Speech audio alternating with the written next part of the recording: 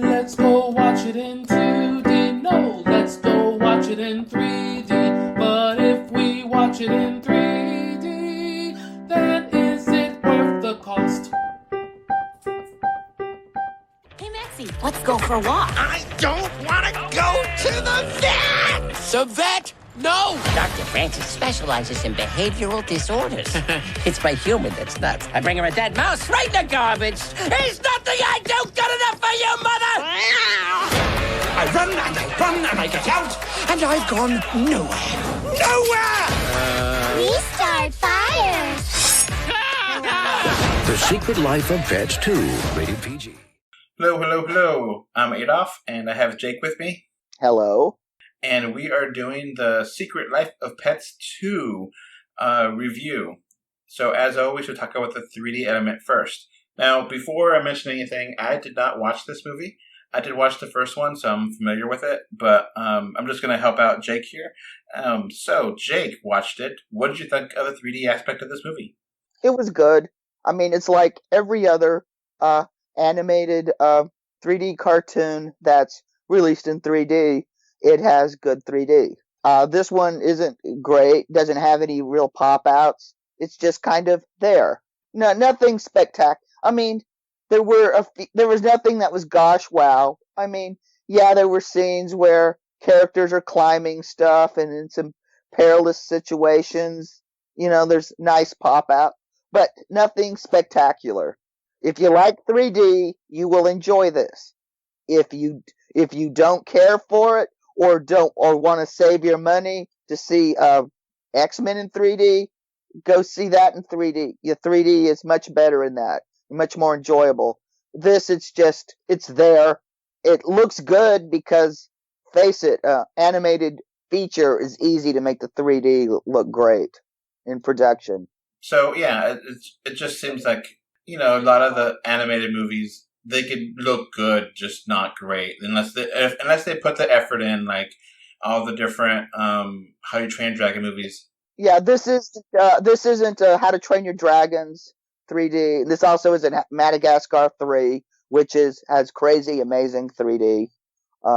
This is just kind of there, like the movie. I mean, this movie pretty much exists because the first one made a buttload of money. So overall, it's good. It's not bad. Mm-hmm. Yeah, exactly. You won't miss anything if you don't see it in 3D. In other words.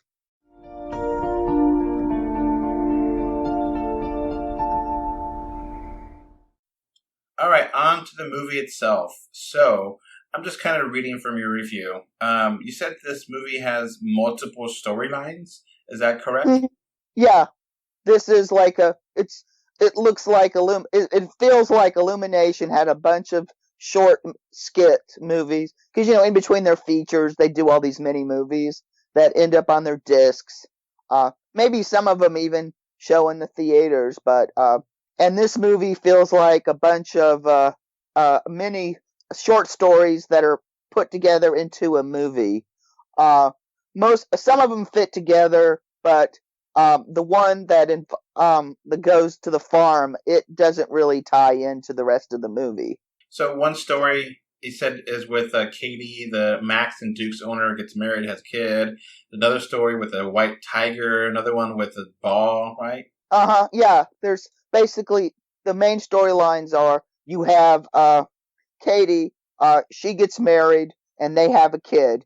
And Max and Duke pretty much kind of, you know, watch the kid. And they also go on vacation. When the kid gets a little older, they go to a vacation to a farm where they meet the major new character in the series, Rooster, voiced by Harrison Ford.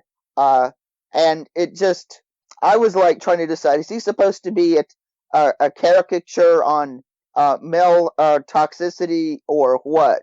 You just kind of scratch your head what his purpose was, other than we got Harrison Ford, which I'm sure the 6-year-olds this movie is geared for know who he is.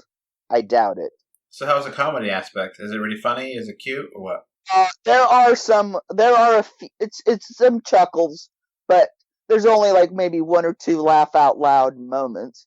And the humor is like basically geared towards pet owners and the crazy things pets do.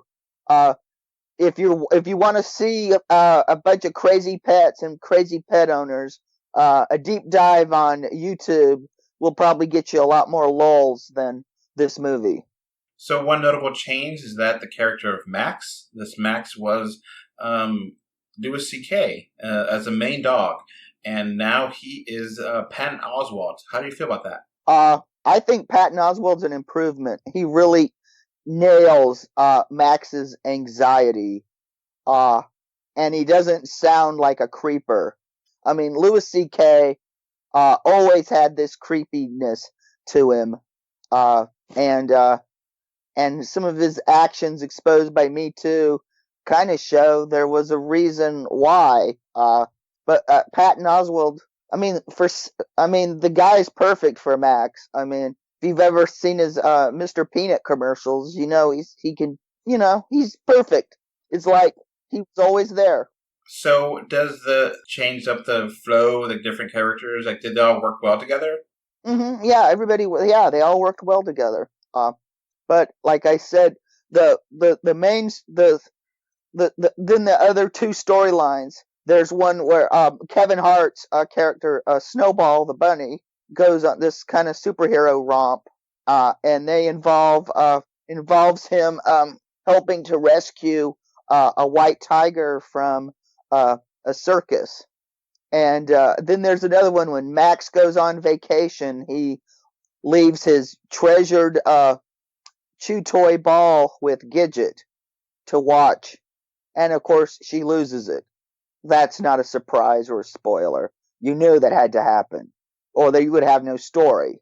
And those two stories basically come together for the movie, but the farm stuff just sort of, they could have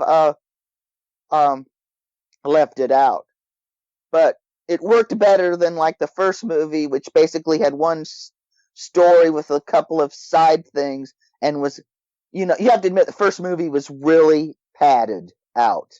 Yeah, I mean, I liked the first one. I liked it more than I thought, but I didn't really seem interested in watching the second one, so that's why I didn't. But okay, wrapping things up, what do you give it? And what's like? Is it just forgettable? It's just kind of bland, or what? It's just kind of, it's better than meh. I mean, I gave it a 6 out of 10. I mean, it's like if you really like, if you really, this is a movie for pet owners, and if you've got small kids, they may like it. You'd probably be if you're looking for the lulz. Like I said, YouTube has a lot better pet videos that show pet antics. Okay, so I guess that's basically it for this podcast. Bye. Bye. All right, before this podcast ends, I want to give a thank you to my patrons. Right now, we have one patron, which is David from Spain, and I want to thank you for your financial support. All right, so that's going to be it for this podcast. We now have a Patreon, and the link is in the description. Thanks for watching. And we are on Facebook, Twitter, Instagram, a little bit everywhere. Just look for us, 3D or 2D. And of course, review us on iTunes. And if you want to write us a letter, our email address is email3dortwo2d@gmail.com. So that's going to be it. Thanks for listening. Bye. Bye. Okay, bye. Bye. Bye, everyone.